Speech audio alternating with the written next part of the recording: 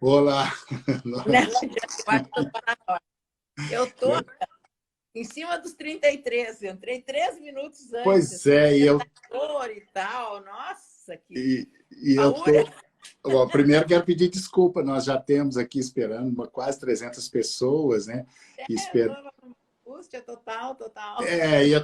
Mas acho que é culpa minha, eu sou um ignorante, um anta tecnológico, então parte devido a isso. Desculpem, Nós vocês estamos todos, dois, somos iguais. Até nisso somos iguais, até que nós. nisso, Bem, então, vamos lá, mas obrigado por ter E quando aceitado. o convívio nos deixou tão semelhantes, né? Ao menos com as cabeças tão Pois é. malucas, pensantes. E essa conversa, nossa, eu estava na maior expectativa, Berenice, porque quando eu pensei em fazer essa conversa, que na verdade é uma reflexão que nós vamos trazer aqui, né? Antes de te apresentar, eu quero dizer que, bom, primeiro vou te apresentar. Berenice, ela todo mundo conhece, mas eu não posso deixar de falar dos livros dela, que são sempre inovadores, né? Eu estou com vários deles aqui, outros estão no meu escritório, que eu uso muito para pesquisa. O que eu acho que é o mais conhecido é esse manual, né, que já está, eu comprei aqui, 13ª edição, mas acho que já está mais à frente ainda, né, Berenice? Já te mandei, inclusive, tá lá no IBDFAN, então. Então deve estar chegando lá. Esse aqui também da diversidade sexual, né, do diversidade sexual e direito homoafetivo, que você saiu na frente com isso. Tem o da Maria da Penha, tem o de alienação parental, e um que foi que todo o mérito da Berenice, que coordenou um livro, eu escrevi nele, que é sobre os intersexuais. Essa intersexualidade, que era um assunto que ninguém tinha falado, e a Berenice, de repente, deu um estalo. Isso é Berenice, acho que essa é a apresentação da Berenice, que ela sempre sai na frente, e eu fico atrás, assim, tentando entender, né? E você realmente é uma mulher imprescindível para o Brasil, para o direito de família. E, não sei se você sabe, mas Berenice foi indicada ao Prêmio Nobel da Paz. Gente, isso não é pouca coisa, né? Então, e ela foi a primeira mulher juíza, a primeira mulher desembargadora, enfim. E essa luta dela, que sentiu na pele, né, o preconceito, ela fez disso um ato político na vida. E isso é muito importante, né? Isso nós não vivemos sem Berenice. Mas aí eu não posso, tenho que contar para vocês como é que foi que nós nos conhecemos, né, Berenice? No hotel em Jatiuca, em 1996, quando e com Paulo Lobo, nós éramos um trisal, então, né? A gente já era revolucionário ali. E quando tivemos essa ideia, olha, o direito não existe nada de direito de família no Brasil, a gente precisa montar um grupo de estudo, sei lá o que era, e aí a gente teve essa ideia e começamos a gestar ali o IBDFAN. Você lembra disso, Berenice? Sim. E como sempre, né, nós gestamos um evento que 9 meses depois aconteceu em Belo Horizonte, que foi o primeiro congresso, onde nasceu o IBDFAN. E como eu acho que as pessoas sabem, não sei se sabem, mas eu sempre acho legal essa nossa história, né? Porque sempre existe essa divisão tarifada de funções, que eu até sou contra, né? Então, assim, todo mundo diz que do IBDFAN o Rodrigo é a mãe, porque ele embala diariamente, ele faz os congressos, coordena os congressos e tal. E eu sou vice, eu sou o pai, porque eu só chego nos eventos, está tudo pronto, maravilhoso. E assim, eu chego sem culpa. Esse IBDFAN. E mãe é sempre culpada, né? Está sempre culpada, né? Então, assim, mas foi um feliz encontro, né? Pensar que isso já tem 25, o IBDFAN está fazendo 25 anos, né? E isso, gente, não é pouca coisa. Eu ouço de muitas pessoas, né, que o direito de família era um antes do IBDFAN e outro depois do IBDFAN. Na verdade, o IBDFAN é um grupo de pessoas, de cabeças pensantes, que hoje nós já temos mais de 20 mil associados, e que queremos, e eu acredito mesmo, sabe, Berenice, que a revolução, a verdadeira revolução, a transformação social hoje é pelo pensamento, e o direito de família traz uma grande contribuição à revolução desse pensamento, né? E a gente tem dado alguma contribuição para essa revolução, né? E Não, isso... eu acho que nós provocamos a revolução. A gente não pode, às vezes, ser muito modesto, mas eu acho que assim, ó, o IBDFAN, em toda essa sua trajetória, ela plasmou um conceito de família que não existe, não existe na Constituição, não existe na lei, não existe em parte nenhuma, sabe? E este novo conceito que nunca, nunca alguém parece que buscou, a lei sempre dizia família, casamento, por isso direito de família, né? Sem perceber dessas outras estruturas de famílias que começaram até a ser reconhecidas constitucionalmente. Bom, mas e onde é que está o elemento identificador? E acho assim, ó, para mim isso foi uma verdadeira revolução, Rodrigo. No momento que o mundo inteiro não tem o que nós temos em termos de evolução. Acho que tanto eu quanto tu, nós já rolamos por muitos lugares, né? E sempre as pessoas se surpreendem com essa identificação, né, de ser o vínculo da afetividade, a responsabilidade ética do afeto, que consegue identificar o que é uma família, uma entidade familiar, sabe? Algo merecedor da tutela jurídica do Estado. Eu acho isso revolucionário mesmo. E é por isso que eu falo, é a revolução pelo pensamento, né? A transformação da vida pelo pensamento é a contribuição. Por isso que o IBDFAN uma instituição político-científica, né, sem fins lucrativos. E a Berenice, ainda bem, eu sou muito feliz de ter te encontrado na vida, Berenice, mas antes de encontrar, a Berenice já dava sentenças, né? A primeira sentença de direito homoafetivo foi dela, né, no Brasil, e ela começou a colecionar as decisões que iam saindo por todo o Brasil, até que saiu esse livro, né, e toda a decisão, em 2011, quando finalmente veio a família, foi reconhecida a legitimidade da família homoafetiva, toda embasada na doutrina do IBDFAN e da Berenice, principalmente, né? Então, e a Berenice vai assim, ela vai como se fosse como se a gente estivesse num barco, ela é o capitão, a capitã que vai lá na frente, ela vê antes da gente, a gente vai atrás, falando, alguns falam, mas essa mulher é louca, ela está delirando, mas daqui a pouco a gente vê que nós é que somos atrasados, né? Então, ela tem uma antevisão do mundo que eu fico sempre aprendendo com a Berenice, e tem assim uma hora de admiração, né? E fico sempre atrás, assim. Eu me lembro quando a gente estava escrevendo a emenda constitucional lá em 66, que virou a emenda constitucional 66 lá em Tiradentes, né? Vamos acabar com a história de separação judicial e tantas outras questões, né? Que a Berenice chega antes e fala e depois a gente vai, pois é, tem razão, então. Bom, mas tudo isso, né? Então começou lá com o direito homoafetivo, as famílias, a Berenice inventou o nome, porque o que não tem a gente inventa, né? Que é a expressão família homoafetiva, direito homoafetivo, né? Relações homoafetivas. Porque olha só, e aí vem eu com a minha psicanálise, as palavras têm força e poder, e quando você muda a palavra, você ressignifica, você dá um outro sentido, né? Igual esse debate nosso de hoje, que a gente chama de concubinato, nós estamos falando de famílias simultâneas ou paralelas, ou multiconjugalidade, quer dizer, você traz uma outra palavra, você dá uma ressignificação, você melhora a vida daquelas pessoas, né? Então, Berenice, essa invenção desse nome, direito homoafetivo, relações homoafetivas, foi da Berenice, né? Eu estou pensando aqui, o que mais que nós temos para inventar, Berenice? Nós temos aqui, né, vamos falar, esse ponto, porque o direito de família avançou muito. E qual é a questão hoje do direito de família, né? Que os tribunais continuam não atribuindo direitos às famílias simultâneas. Só vou explicar para quem... famílias simultâneas é o que o Código Civil ainda chama de concubinato, né? Que nós chamamos de famílias simultâneas ou paralelas. E aí eu vi uma expressão no livro que eu fiz o prefácio, que é da Duína, né? Que é multiconjugalidade. Gostei muito dessa expressão, Berenice, multiconjugalidade, porque aí inclui a poliafetividade, todas as multiconjugalidades, né? Claro que a maioria das famílias simultâneas, e são milhares delas, elas são um homem e duas mulheres, mas podem ter outras coisas também, né? Então, a conversa de hoje é só para a gente esquentar o debate, e é uma reflexão, não sei o que vai sair dessa nossa conversa, vamos pensar junto aqui, né? Como é que... E eu vou te fazer perguntas, e daí a gente vai puxando o fio da meada. Por que você acha que os tribunais não tenham medo? O que é que acontece? Que a maioria das decisões dos tribunais brasileiros ainda são no sentido de não reconhecer o direito dessas famílias. Que você... que você fala E sobre é um isso? tanto conservador, Rodrigo, como sempre aconteceu. Tudo na história do direito das famílias foi isso.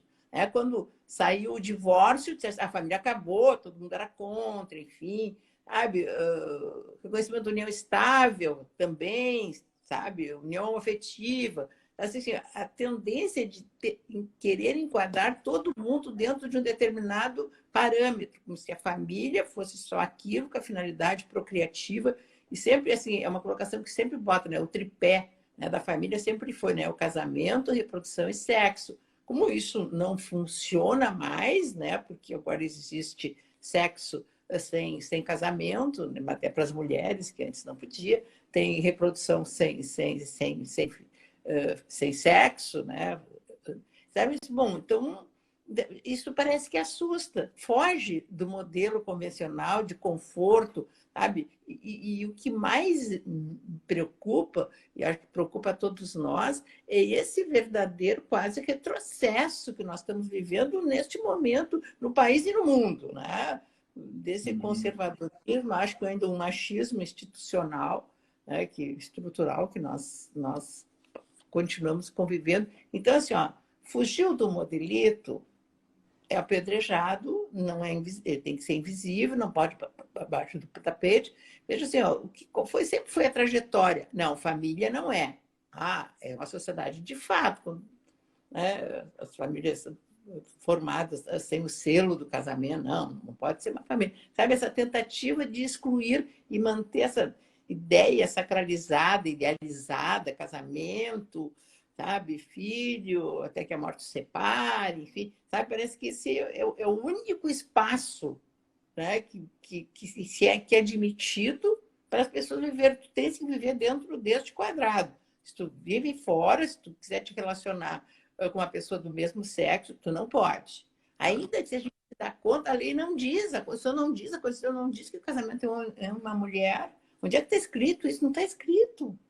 Pois é, e aliás a Constituição veio legitimar todas as famílias, né? E deu todos os filhos, não existe filho ilegítimo, mas é importante a gente olhar para a história, porque aqueles filhos lá fora do casamento eram excluídos, eram chamados de ilegítimos. Ou seja, eles existem, mas nós não podemos dizer que eles existem. Quer dizer, essa hipocrisia moral, nós estamos vivendo da mesma forma, do mesmo momento agora, com as famílias simultâneas. Existem milhares delas, né? Mas nós não podemos dizer que elas existem. E hoje, nós podemos dizer, não sei se você vai concordar com o que eu falo, nós temos três formas aí de reconhecimento. As famílias, os tribunais reconhecem aquelas famílias que já estão, têm um casamento já falido, que é só uma mera reminiscência cartorial, ou seja, que é tem uma separação de fato, acho que essa é mais fácil de reconhecer.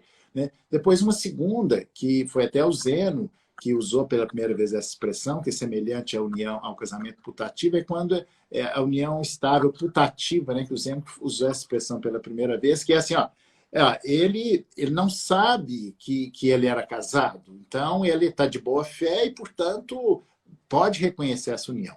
Mas aí o mais importante, e que a gente precisa enfrentar agora, e espero que isso evolua, tá, mas eu sei que ela tem outro, que ele tem outro, mas qual é o problema? Gente, porque tem gente que gosta de ter duas famílias, que tem gente que gosta de duas pessoas, né? Qual é o problema? Eu não entendo isso. Mas os tribunais entendem porque isso afronta, isso ameaça a ordem jurídica, entendem eles, né? Que é o tal do princípio da monogamia, né? Que assim, que E tudo é também organizado. não é a Constituição. Que Sim, também, no momento que a Constituição diz que os filhos, todos eles, né, são iguais, está partindo do reconhecimento de filhos fora dentro de uma relação de casamento. Né? Então, a monogamia não é um princípio, sabe? Então, essa ideia de que seria, e isso seria um impeditivo. E assim, o que é muito terrível é isso, assim, se a outra, né, disser que não sabe que ele era casado e que só dizia que ia lá visitar os filhos quando não era e tal, viajava muito. Bom, então é uma união estável putativa de boa fé, sabe? Isso é quase um palavrão, sabe? Mas assim, se ela diz que não, eu sabia. Bom, aí ela é punida, ela é excluída, Ou seja, qual foi a resposta que a justiça dá? Diz, bem feito, quem manda te meter com um homem casado. Tu não tem nada, tu não é nada, tu não é uma família, sabe? Quando assim, a situação de fato é a mesma. Um homem com duas famílias, né? E isso é muita hipocrisia, muita hipocrisia. O que mais me impressiona é que assim, as coisas já estavam caminhando. Estavam indo. Né? Começou pela Justiça Federal, que começou a dividir pensão previdenciária entre, sabe, nas uniões simultâneas, partindo do pressuposto, bom, se ele mantinha as duas, divide essa pensão entre duas. Isso estava muito consolidado. E isso começou a vir para a justiça comum para o reconhecimento. E nós tínhamos, inclusive, dois temas do Supremo Tribunal Federal reconhecendo essa possibilidade. Sabe? Eu acho isso extremamente grave. Sabe? Que é os temas 526 e 529 do Supremo. 526, possibilidade de concubinato de longa duração gerar efeitos previdenciários. Que é exatamente isso. Isso estava tema, né, de repercussão geral. 529, possibilidade de reconhecimento jurídico de união estável e de união homoafetiva concomitantes, com consequente rateio da pensão por morte. Então, assim, para mim era isso, né? Parece que faltava só um passo para se reconhecer outros tipos de obrigações, enfim, né? Só que assim, entrou o primeiro terrivelmente evangélico no Supremo e mudou. Esses temas têm um outro enunciado. Eles desapareceram. E assim, vem com um negócio horroroso, né? A pré-existência de casamento de não estável de um dos conviventes, ressalvada a exceção do tal, que é a separação de fato, impede o reconhecimento de novo vínculo referente ao mesmo período, inclusive para fins previdenciários, em virtude da consagração do dever de fidelidade da monogamia pelo ordenamento jurídico constitucional brasileiro. Isso nem está consagrado constitucionalmente, isso diz o Supremo, mas isso é agora. Então, houve uma mudança, né, total na posição dos tribunais. O que mais que nós vamos retroagir e perder? E você disse uma coisa aí que me lembrou, assim, porque o primeiro livro que eu escrevi foi sobre concubinato, eu chamava Concubinato Universal, que é um assunto que eu gosto muito, assim, sempre me tocou muito, e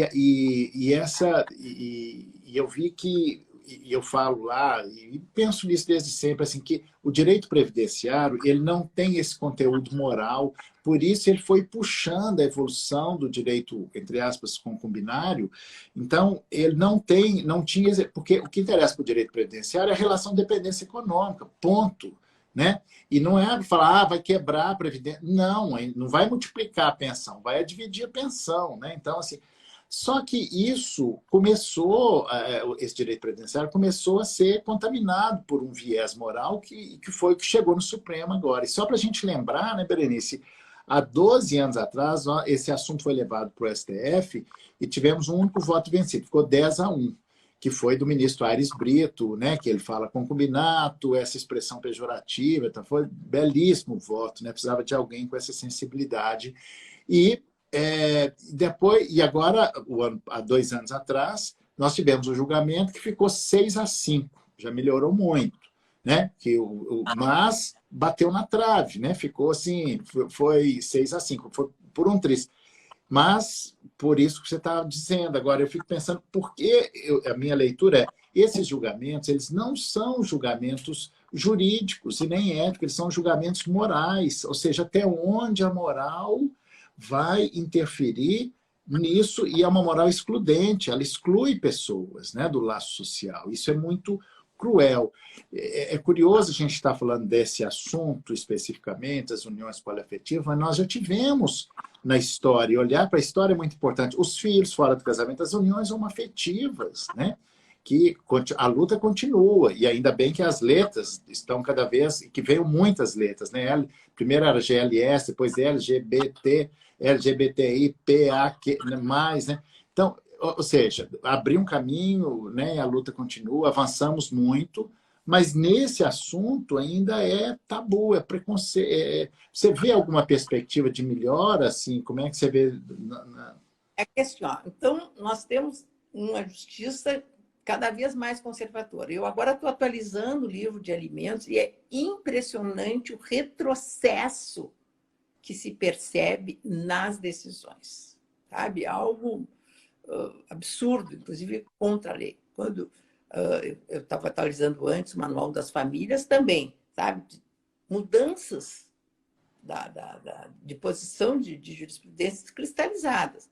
Vejam, uma que, sabe, tinha uma conotação muito significativa, que é a súmula 377. Ou seja, ainda que o regime seja da separação legal, que eu acho também um absurdo, não sei que o Estado tem que se meter a idade das pessoas, se quer casar, faça o que quiser da sua vida, não tem essa interferência. Sabe? Não, mas se ficar com, sabe, se ajudou a colaborar, é um enriquecimento sem causa. Então, o fato da pessoa casar e agora que tiver 70 anos, não quer dizer que não vai construir o patrimônio e o outro não vai colaborar. Tá? Então, tinha essa assuntos, não. Tá? E se presume, porque dentro de uma relação de família, sabe, existe essa e sabe, foi reconhecido que esse trabalho da mulher dentro de casa então, tem valor econômico, que nunca teve, porque a mulher brincava de panelinha. Então, né, era algo meio de que obrigação. Tá? Só que assim, ó, só que não, isso mudou. O Supremo disse não se aplica. Precisa haver prova da participação efetiva. Sabe? Então, assim, ó, eu até tive agora esse julgamento no STJ, no meu entender, absolutamente surpreendente, porque assim, ó, a ação, eles tiveram uma união estável de 15 anos, a ação de dissolução entrou em 2015, onde não existia essa necessidade dessa prova, então isso nunca foi discutido se havia essa participação ou não. Tá? E em 2018, o STJ começou a mudar. E aí, quando foi julgar esse processo, eu disse, não, agora né, nós mudamos. Eu disse, bom, aí eu até entrei com o embate, bom, então vamos fazer um princípio de uma ponderação, sabe? Nós precisamos estabelecer, bom, então essa nova orientação é para as separações que vão acontecer daqui para frente. Tá? E não deram nem prazo, não abriram espaço para ela comprovar a sua colaboração, ainda o que direta ou indireta. Inclusive, ela ganhava muito bem, tal, era uma médica, eu juntei o imposto de renda dela, disse assim, se ela ganhou tudo isso, não comprou nenhum bem, não doou nada para ninguém, onde é que foi esse dinheiro todo? O patrimônio dele só aumentou, enfim, não adiantou, sabe? Então, assim, sabe, essas mudanças, assim, de repente, sabe o que falta? Eu acho assim, é um comprometimento ético das decisões. E eu não sei se é porque eu fui magistrada há tanto tempo, eu sempre assim, vejo a norma aplicada ao caso concreto. Não é possível simplesmente se tirar o direito de alguém, sabe, de uma hora para outra, sem algo completamente consolidado. Então, este é um exemplo, sabe? E temos outros. Também agora dos alimentos que eu estava vendo. Aqueles valores de recebe a título de participação de lucro, sempre foi dizer assim, olha, isso é remuneração, tem que incidir o encargo alimentar com relação a isso. Tem agora uma decisão desse não, só divide se tem prova da necessidade. Sabe? Houve um retrocesso impondo, então, ao filho, olha, eu preciso, então me dá sobre a participação, sabe? Então, assim, mas eu tenho milhões de situações dessa que eu tenho visto em atualizar a jurisprudência, sabe? Que ela está indo para trás. Então, assim, o que eu tenho medo, né? Com certeza, a Justiça Federal vai parar de determinar a divisão da pensão previdenciária em face dessa soma, desses enunciados. E aí, essas mulheres que viveram durante 20, 30, 40 anos, tiveram uma porção de filhos, sabe? E se dedicaram só àquela relação, de um modo geral, os homens não deixam que elas trabalhem, elas têm que estar bem à disposição, porque quando eles podem, eles chegam lá, enfim. Isso não é nada, isso não tem consequência. Ele não é responsabilizado, se ele teve duas famílias, ele tem que ser responsabilizado pelas duas. sabe? Sob pena da justiça está incentivando, sendo sido conivente, está sendo cúmplice. Então, assim, a justiça é machista. A justiça defende o interesse dos homens. Bom. E ela, naturalmente, além de ser essa coisa do machismo, ainda é muito forte, né? Essa expressão, o machismo estrutural, que pega todos nós, ainda é muito forte. A justiça, a maioria dos julgadores são homens, e assim como a justiça privilegia a parte economicamente mais forte, em razão da sua morosidade. Ela naturalmente privilegia, né, a parte economicamente mais forte, porque a morosidade prejudica quem quer uma justiça célere. Todos vocês devem ter visto, o IBDFAN publicou aí no último boletim, que sai toda quinta-feira. Aliás, quem não recebe o boletim, entra lá no site e pede para se inscrever para receber o boletim gratuito toda quinta-feira. Se quiser, podem se tornar sócios também, venham participar dessa comunidade jurídica que é o IBDFAN e fazer parte aqui de grupos e tal. Então, mas o IBDFAN publicou na semana passada uma investigação de paternidade que durou 17 anos. Vê se pode uma coisa dessa, porque o suposto pai enrola. E antes os advogados faziam isso assim, na maior cara de pau, enrolava anos uma investigação de paternidade, né? Isso prejudica quem, né? Favorece a quem? A parte economicamente mais forte, claro, né? Então, esse conteúdo moral, ele está presente o tempo todo. E aí eu vou passar eu queria falar com você, Berenice, que você hoje é advogada, é a nossa vice-presidente do IBDFAN, mas foi magistrada por muitas décadas, né? E uma ótima magistrada, deu decisões inéditas, que até hoje eu cito nos meus livros e tal, mas o juiz é imparcial, né? Isso é a regra, mas não é neutro, porque neutralidade não existe. O juiz interpreta a norma. E nessa interpretação, você pode ir por aqui ou por ali, dentro do poder de arbítrio. E aqui eu pego uma pergunta de alguém que falou um pouco mais cedo aqui. Olha, há juristas reconhecidos, como Ives Gandra e outras pessoas, que pensam, né, que têm consistência jurídica, mas que pensam o contrário, né? O que fazer com isso? Né? Assim, são opostos. Por que essas pessoas pensam assim e nós pensamos assim, desse jeito? A maioria das pessoas que estão aqui, né, que talvez estejam aqui porque tem alguma identificação comigo e com você, né, Berenice? Mas nós não podemos deixar de dizer que assim, ó, tem esse outro lado. Essas pessoas pensam assim, por que elas pensam? Ou seja, é conservador, não conservador? Né? O que leva uma pessoa a defender essas ideias que são... Em primeiro lugar, é cômodo, né? Tu não tem que pensar muito. Isso. Sabe? Essa é uma posição de conforto, sabe? Onde tu está diluído no meio e tal, no momento que tu repete alguma coisa que todo mundo diz, tu não tem nem que pensar. Então, sem penso. E juiz muitas vezes faz isso. Como é que decide? Decide porque ou está na lei, ou porque a jurisprudência é nesse sentido, que se ele tiver que parar, pensar e criar algo novo, a pilha do processo vai lá aumentando. Essa é a ligação. Sabe? Então, assim, eles não têm nem tempo, né, muitas vezes, para perceber exatamente a situação que se leva. E há todo um trabalho que eu acho assim, muito significante de parte dos advogados e dos defensores, sabe, em elaborar, né, as demandas, trazendo as peculiaridades de casos, sabe? E recebe quase um carimbo em cima, diz assim, é assim porque não, sabe? Não enxerga, às vezes, as mudanças da nossa sociedade, as mudanças da nossa realidade, e que, assim, a justiça não pode ser fonte de injustiça, e não reconhecer, por exemplo, as uniões simultâneas, não reconhecer as uniões poliafetivas, é fonte de injustiça. Isso são decisões antiéticas. Vai fazer alguém enriquecer à custa do outro, sabe? Parece assim, não enxerga, meio que não percebe isso, sabe? Então, fica, às vezes, na repetição do que está na lei, sabe? E até assim, do que tu estava colocando, né? a justiça acabar cedendo a esta tramitação que acaba sendo extremamente morosa por interesse de alguém, normalmente, claro, aquele que tem o poder econômico na sua mão. Tá? Então, assim, ó, e é uma frase que tu sempre repete.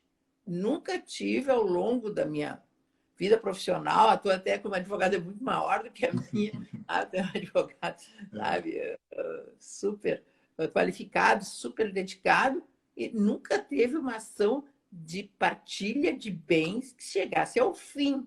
Sempre chega um momento, aquele que não tem acaba cedendo, né? Acaba sendo espremido, sabe, pelo outro. Quer dizer, e como é que a justiça não consegue ir um pouco além, não consegue encontrar mecanismos que às vezes existem, sabe? A lei até dá, tem esse revolucionário artigo, acho que é o 319 do Código de Processo Civil, que o juiz pode tomar todas as medidas para tocar o processo para frente, sabe? Mas também, para isso, ele precisa parar e ver, não, isso está mal, vamos para lá, vamos... E é preciso coragem, né? É preciso coragem, né, Berenice? Porque é muito cômodo falar, olha, tem, o artigo tal diz isso é, inclusive, o empobrecimento do direito. O direito, a lei é apenas uma das fontes, tem tantas outras fontes, né? A doutrina, a jurisprudência, e uma muito esquecida, que acho que a gente até tem que usar mais, que é do direito comparado, né? Em algumas situações, a gente pode usar até em Búzios, nós teremos um congresso agora, que é o Congresso Internacional, que será em 4 de outubro, 6 a 4 de outubro, início de outubro, onde a gente vai trabalhar bem essa outra fonte do direito. Mas, enfim, é preciso ter coragem. E coragem não é para qualquer um, né? Porque dá trabalho, né? Como diz a Adélia Prado, a poeta mineira conterrânea, assim, a felicidade dá um trabalho, né? Assim, julgar diferente do padrão dá um trabalho. E foi isso que a Berenice fez, assim, ela não teve medo, né? Sim. Sujeitar a ter a decisão diferente e reformada, que isto para efeitos de promoção, por incrível que pareça, isso conta, gente. Olha o absurdo. Mas tem gente que pensa assim. Porque assim, ó, a magistratura, a sensação que eu tenho é que deixou de ser, sabe, uma profissão das pessoas, sabe, vocacionadas. O que nós temos hoje? Claro que tem circunstâncias sociais muito grandes. Então, nós temos, assim, hordas de chamados concurseiros que fazem todos os concursos em todos os lugares do Brasil. Sabe? Daquele que ele passar, ele fica. Será que, assim, ó, é uma vocação? Sabe? Eu vou fazer o concurso para... Eu quero ser juiz, mas eu faço concurso para delegado de polícia, passei, bom, é nesse que eu vou. Sabe? Eu queria ser do Ministério Público, mas aí eu faço o primeiro concurso que apareceu de magistratura, então eu vou ficar aqui, enfim. Sabe? Então, assim, ó, às vezes me tem muito essa sensação, sabe, de que falta aquele sentido de... Depois, assim, ó, é um emprego, né, vitalício, com garantias e tal, com prestígio social, sabe? Que até isso, de vez em quando, sobe na cabeça dos magistrados, não se dá conta que o que ele está ocupando é o cargo que eles destacam, não a pessoa, e eles se atrapalham muitas vezes com isso. Sabe? E eu até falo isso com tranquilidade, até porque eu sempre fui magistrado, meu pai magistrado, meu avô magistrado, tenho uma filha magistrada. Então, assim, eu sempre digo, eu tenho legitimidade até para falar. Você tem um lugar de fala, né, para usar uma expressão moderna. Você tem um lugar de fala para falar isso, e para falar isso, isso te dá autoridade, né, Berenice? Porque nós temos que... Porque o juiz, ele tem um lugar da maior importância, assim, do ponto de vista psicanalítico, né? Mas não pode confundir com esse lugar narcísico, né? Eu sou... Não, não é isso. Ele está ali, ele tem uma função simbólica, inclusive, da maior importância, mas, infelizmente, não são todos que têm coragem. Claro, também tem uma estrutura caótica no judiciário, o judiciário está falido, nós vamos ter que inventar outra coisa, porque não dá conta de responder todas essas demandas, né? Mas o juiz comprometido com a ética, porque olha só como é que onde entra a subjetividade. Por exemplo, você vê num lugar onde tem, em Belo Horizonte, tem 12 varas de família. Uns processos andam rápido, outros não. Por que uns andam rápido, outros não? Isso em qualquer lugar, né? Em São Paulo, no Rio, em qualquer lugar do Brasil, das varas de família os processos são mais ou menos semelhantes, uns andam rápido, outros não. Aí entra a subjetividade, que é esse compromisso, talvez esse compromisso da pessoa, né, de não se acomodar num lugar narcísico, num lugar de funcionário público, no mau sentido das palavras. Né? E aí nós estamos aqui, a Gisele Groeninger, que está aqui, nossa psicanalista de plantão, papel opressor do CNJ, né?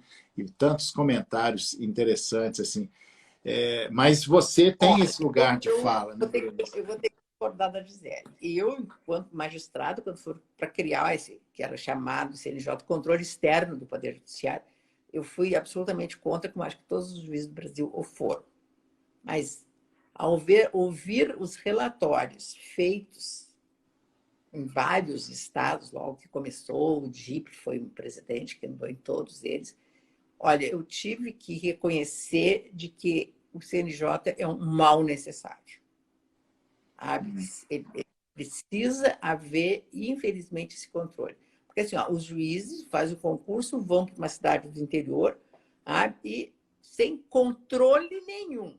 Eles fazem o que eles querem. Dia de chuva não vão para fora fazer audiência. Agora, por exemplo, assim, voltou o presencial, mas os juízes não fazem presencial. Vários me dizem, não, eu não vou voltar a fazer presencial. Estou gostando de fazer. Se ele não faz audiência, ele não marca audiência, não acontece nada, porque não tem ninguém que veja ou que controle. Então, assim, e depois, assim, os advogados vão fazer queixa do juiz? Não vão, porque tem os outros processos, né? Perante o mesmo juiz, então, assim, não vai se queixar. Então, acaba sendo, sabe, um círculo vicioso. Eu até, Gisele, minha amada, eu acho que nós precisamos até de mais controle, porque as corregedorias dos estados, de um modo geral, não fazem esse trabalho que deveriam fazer. Tem um canal de comunicação, sabe, direto, que as partes pudessem falar, olha, meu processo, não pode ficar um processo na mão de um juiz 1 ano, não pode, não tem como, bota um substituto, bota não sei o quê, bota mais assessores, entende?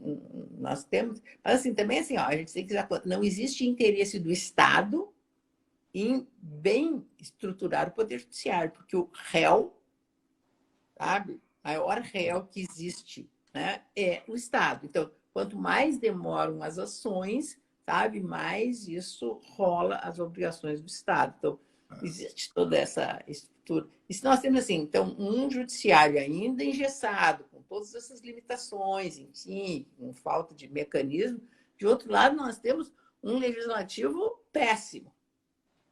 Né?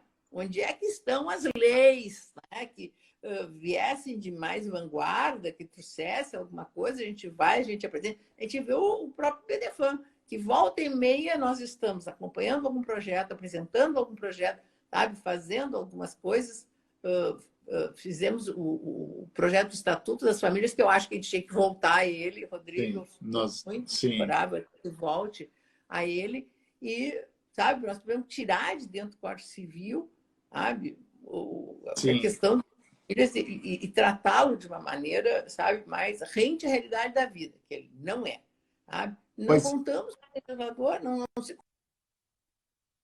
consegue. Porque assim, qual é o que ele vem com esse discurso religioso e tal. Eu acho que não é nada disso. Eu acho que assim, ele só quer ser reeleito, ponto. Para isso, ele tem que agradar o seu eleitorado. A maioria do eleitorado é conservador, é heterossexual, é não sei o quê. Então, ele não vai, sabe, apreciar alguma lei, alguma coisa que venha atender, sabe, aos fundos vulneráveis. E essa é a função do legislador. O legislador precisa legislar a favor dos excluídos. É isso, sabe, para tentar manter essa igualdade que é o princípio fundante do Estado, né?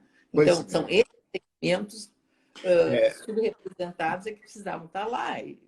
E a nossa luta no Congresso Nacional, né, Berenice, tem sido muito difícil, porque não se aprova mais leis no Congresso Nacional. Ainda bem que tem essas interpretações, né, que alguns até são contra, né, que chamam de ativismo judiciário, tal, mas, enfim, é o que tem salvado, é o que tem feito o direito de família evoluir. Mas nós vamos voltar no próximo ano, espero, com o Estatuto das Famílias, para ver se a gente faz uma legislação, né, cria uma norma mais adequada. Né? Enquanto isso, isso não vem, nós precisamos ir caminhando, fazendo o direito, e o direito é muito mais do que a lei, que ele atinja os excluídos, né? Que ele atinja os vulneráveis, né? As pessoas vulneráveis. Será que as pessoas não têm? Será como a questão da adoção, né? A adoção é um câncer, é um caos. O princípio do melhor interesse da criança não é levado a sério nesse país. Nós temos mais de 50 mil crianças em abrigo à espera de uma família que nunca chega, né? E isso, quem são essas pessoas vulneráveis? O Estado não olha para isso. Então, nós temos várias chagas, isso aí do princípio do melhor interesse da criança, mas também essas famílias vulneráveis, voltando para o nosso tema, que são as famílias simultâneas, que são milhares delas, mas não se pode dizer que elas existem.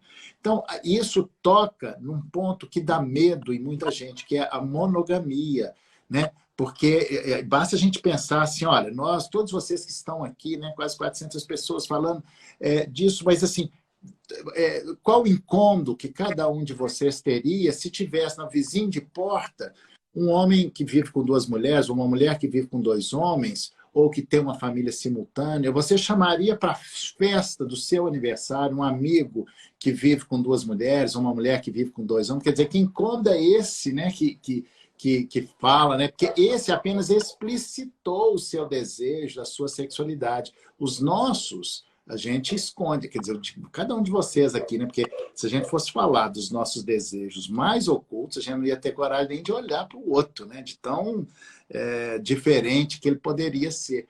Mas o direito, então, o nosso desafio de pegar essa subjetividade, quando a gente fala de direito de família, nós estamos falando disso, de desejo torto, né? De desejo fora do padrão. E qual o problema de dar proteção, de incluir essas pessoas que têm um desejo diferente do meu, diferente do seu, né? Mas acho que um bom teste é isso, né, senhora? Olha, imagina vocês chegarem numa festa e um homem com duas mulheres, oficialmente, que é um trisal, né? Olha, ia roubar a cena da festa de qualquer aniversariante, né? Mas olha só, isso é uma dúvida, isso é uma questão muito importante que toca nesses assuntos que ninguém tem coragem de falar. Mas Berenice tem coragem, ela fala disso há muitos anos e a gente precisa começar a falar mais disso, né? Era o que acontecia, sabe, antigamente, por exemplo, com as mulheres desquitadas, eram aquelas que, né, separadas, no desquite, para casar de novo, aquela bobagem, enfim, né? Ninguém se dava com uma pessoa desquitada. Ela não era convidada para festa nenhuma, porque ela era uma ameaça, né? Então, assim, as mulheres achavam que ela era uma ameaça, porque ela era uma mulher sozinha, podia estar em cima do marido delas, né? O marido não queria que as mulheres se dessem com as desquitadas, assim, vai ver que vai mostrar para ela é melhor estar separada do que estar casada. Sabe? Sempre aconteceu isso, sabe? Não tem quem não tenha passado por isso, né? De ter sido absolutamente excluído e eliminado. E eu acho que assim, e aí é que surge a responsabilidade nossa, de cada um de nós, dentro dessa quem é que tem que ser a voz, né? E representar esses segmentos vulneráveis. Não vão ser, temos que ser nós. Nós somos os veículos para isso. Nós temos, repetindo a expressão que foi assim, lugar de fala, sabe? Nós temos o conhecimento para isso, nós temos a respeitabilidade para isso. Eu sempre conto, né, que eu fiquei muito surpresa e emocionada quando eu um menino dando uma entrevista, eu parei para ouvir, que ele era homossexual. Eu disse, olha, nós nunca tivemos voz, nunca ninguém nos ouviu. Nós éramos alvo sempre de deboche, ironia e tal. Sabe? Até que apareceu a Maria Berenice, que falou por nós. Então, ela nos deu voz, porque a voz dela, as pessoas respeitavam, porque ela era uma voz de autoridade, ela era uma magistrada e tal. Sabe? Foi aonde nós começamos a ter um pouco de... Olha que coisa... E olha que peso isso, né? Então, assim, nós é que temos que agir dessa maneira. Nós que entramos na faculdade de Direito porque não gostávamos, estava torto. Agora estão convivendo com o torto e o que a gente faz? Não faz nada e tal. Sabe? Então, eu acho que isso tem que chamar a nossa atenção e a nossa responsabilidade. Acho que o IBDFAN age muito com esse sentido. Mas, assim, nós precisamos, em primeiro lugar, capilarizar muito o IBDFAN. Acho que a maneira que se tem que dar mentalidades é fazendo chegar em todos os lugares, principalmente em lugares menores, remotos, criar núcleos e tal, sabe? Interiorizar muito o nosso instituto para levar esse tipo de debate, as nossas ideias, e se motivar as pessoas para participar dessa. Olha, que no fundo é quase uma revolução que a gente gosta, sabe? Não adianta a gente dizer, pois é, tá mal, mas o que a gente vai fazer? Não adianta a gente ficar dizendo, pois é, tá mal, não, tá, não faz nada que Pois é. Mas para a gente chegar aqui onde nós chegamos, né? Eu tenho 40 anos de advocacia, você tem advocacia, magistratura e tal, e como você disse, eu nunca vi uma partilha de bem chegar ao final, mas e falar disso, e falar as coisas que a gente fala, nós também pagamos um preço. Ainda bem que o nosso preço, como nós nos juntamos, né? Somos um grupo, e aí nós não estamos sozinhos, né? Se eu estivesse falando isso sozinho, se você estivesse falando isso sozinho, mas o IBDFAN representa essa voz do excluído, né? Das pessoas excluídas. Esse é o compromisso ético da vida, né? Acho que é por isso que nós nos juntamos, acho que é por isso que temos...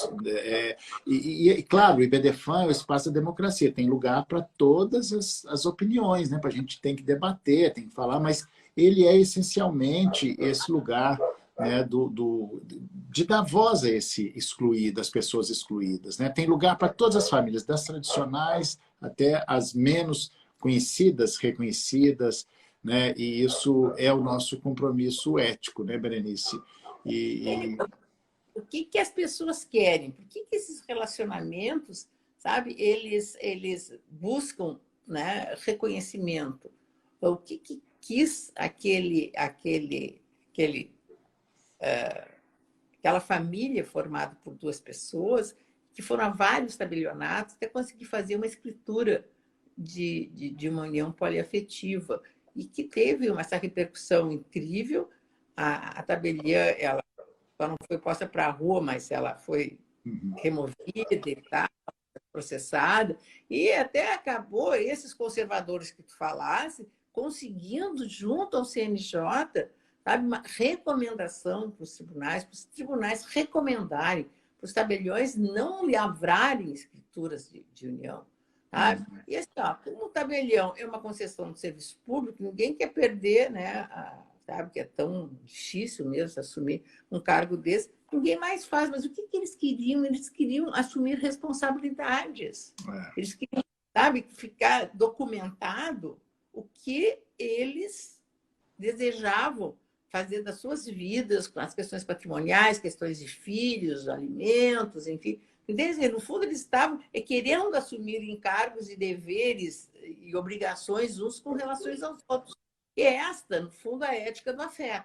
Então, assim, nem isso as pessoas podem fazer, sabe? A mesma coisa são simultâneas. E isso, né, esse lugar desse compromisso ético, né, e que o que nós conseguimos traduzir no IBDFAN, que o afeto tornou-se um valor jurídico. E o afeto como valor jurídico, valor e princípio, né, o princípio da afetividade, ele nos autoriza a reconhecer todas essas formas de família, né? Agora, isso causa um incômodo muito grande, mas a nossa luta continua, né? E o atual momento é das famílias, né, das multiconjugalidades, das famílias multiconjugais, né, que tem mais de um parceiro, que é diferente do padrão.